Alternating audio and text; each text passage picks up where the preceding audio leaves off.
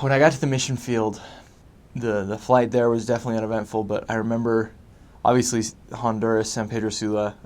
The mission is just along the northern coast of all of Honduras, and it is hot and it is humid. And being from Nevada, I was not used to that. I've been in the heat, but not humid heat.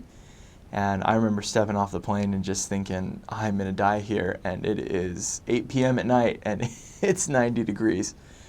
And we met the APs and the mission president, and my first mission president, President Veers. I loved him, but man, he was a crazy driver. And I remember they greeted us at the airport, and like I said, it was night, and they had Wendy's for us, and we got in the car and we were kind of eating, and I thought I was gonna die. He was driving extremely fast, and that was a very entertaining way to meet the mission president.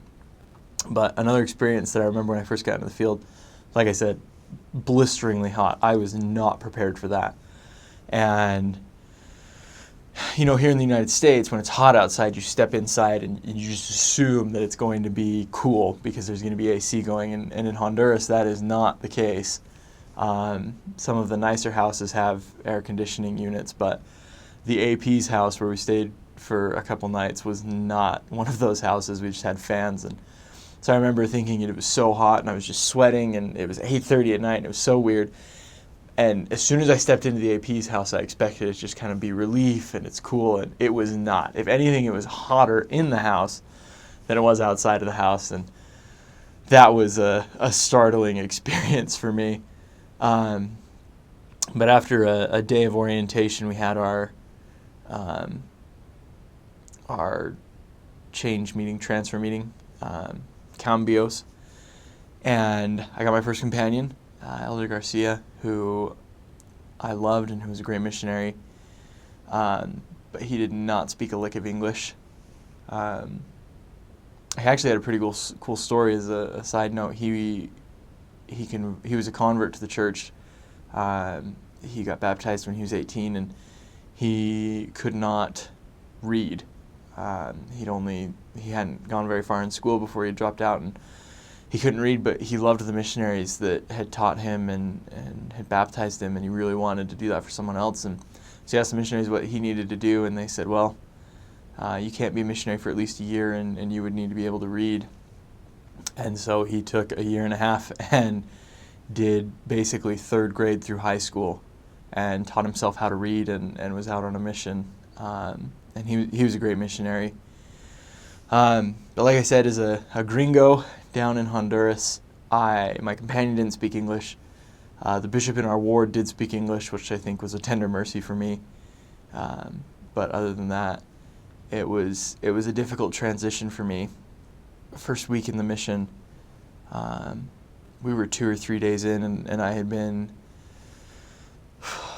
following my companion around, and I tried to keep up in the discussions, but you get down to Honduras, and I could understand when other gringos were speaking Spanish at me, but man, when some of those Hondurans got going, I had no idea what was going on, and it was really difficult the first couple days, just to sit there and not really feel like I had anything to contribute. And we'd reach certain points in the lesson, and I could catch keywords to kind of know where my companion was in the lesson, and he'd look at me to say something, and I'd kind of think about it and be like, well, we're in the Great Apostasy, and spout off some canned sentences, and the investigators would ask a question, and I'd be thrown off and have to look at my companion. And I remember on my third day in the mission field, we were walking back at night, and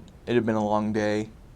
We'd had a couple appointments fall through, and the ones we had gone to, I just felt like I hadn't contributed anything. And I just remember, just on the way back, I just started to cry, and I was just thinking, I don't know if I can do this.